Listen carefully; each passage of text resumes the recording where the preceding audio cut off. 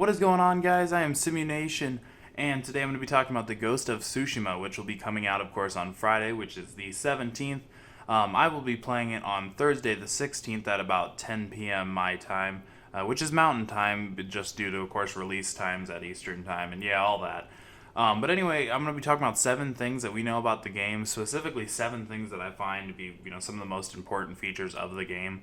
But to get started, yeah, number 1, you get to choose your play style. That's pretty cool for, I guess, especially games, that have been coming out really recently. I feel like they're very linear, don't really allow for much, creativity or decision making. And what I mean by the play style is you can either choose to fight the honorable way, and just fight the enemy up front, or you can be the little bit less honorable, but still necessary stealth fighting mode. So basically, yeah, you can just charge them up front, fight them. It's pretty obvious it's gonna be an all-out war type thing. Or you can just sneak around in the shadows and take them down, in the silence. And I really like that you have the choice there. It kind of reminds me a lot of Assassin's Creed, how you have the choice in Assassin's Creed to just, basically crawl around the entire premises of an area that's, occupied by enemies or, basically that. Number 2, you get a really realistic experience, and by that I mean you don't get a HUD, and no maps, no really sense of direction other than there will be smokestacks if people around you need help, so you'll see those in the distance if your character needs to go help them, and you can also summon a gust of wind, and that will give you a sense of what direction is which, so you know kind of where to go north, and yeah, so on and so forth. Number 3, you get to upgrade and choose your appearance. This is really cool because in games like really similar to this, you don't really get too much modifications or customizations. You can basically pick flowers and use them to, of course, make different types of dye and stuff to change colors. Of course, find different articles of clothing and just change overall your whole style.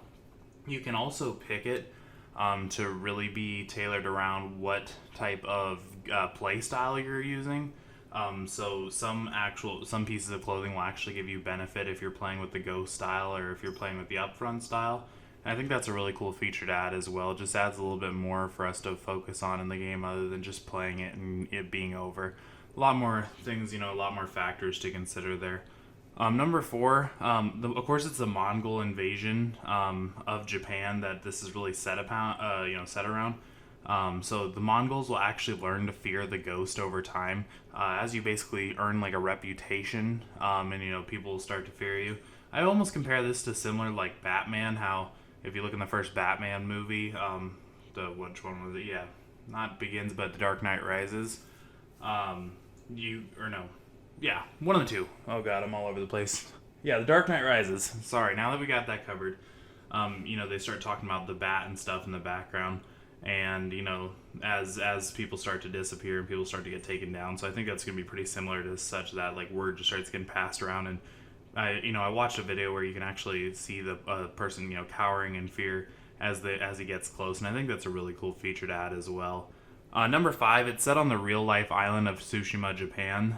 So it is a real place, a real island off the coast of Japan near the Korean Strait, I believe, and also the Tsushima Strait.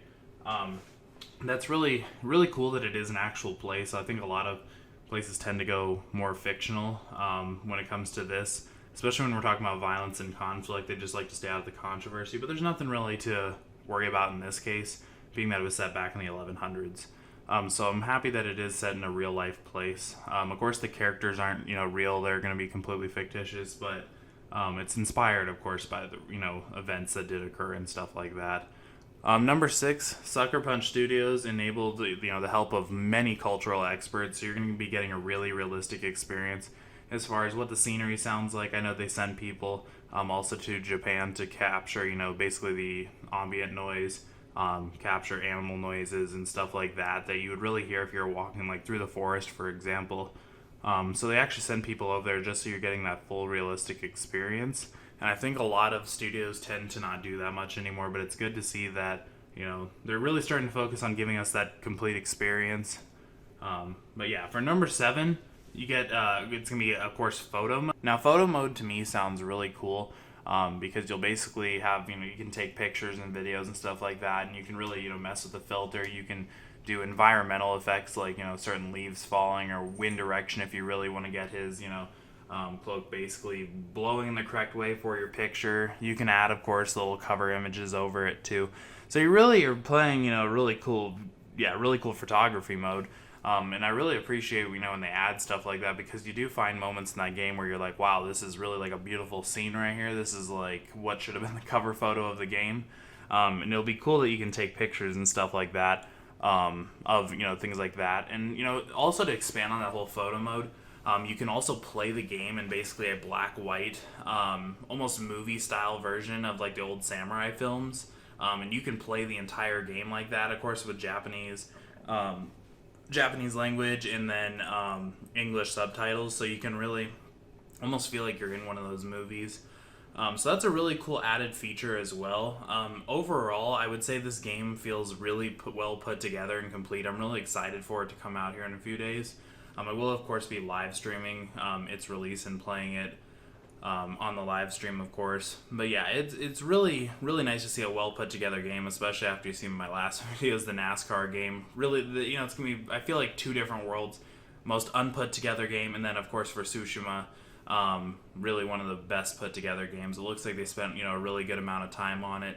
I really like the graphics, of course, and the just the overall flow of the game just looks phenomenal. And I'm really excited to do it, to play the game.